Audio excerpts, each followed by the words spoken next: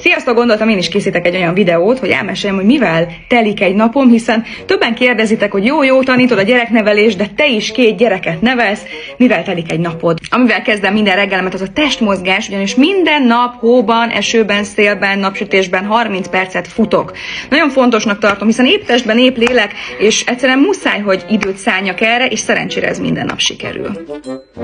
Ezek után mindig elkészítem a napi reggelit, tehát soha nincs olyan, hogy reggeli nélkül indulunk el a suliba vagy az oviba. Ami még beletartozik minden egyes napomba, hogy minden nap főzök. Tehát soha nincs olyan, hogy rendelünk. Én nem ismerem azt, hogy volt futár. És a délutáni bevásárlás alkalmával nagyon figyelek arra, hogy soha ne vegyek nasit és édességet. Tehát mi nem eszünk chipset, nem eszünk csokit, nem is szeretem a csokit, illetve a chipset, és nem is szoktunk soha nasit venni. Dehogy!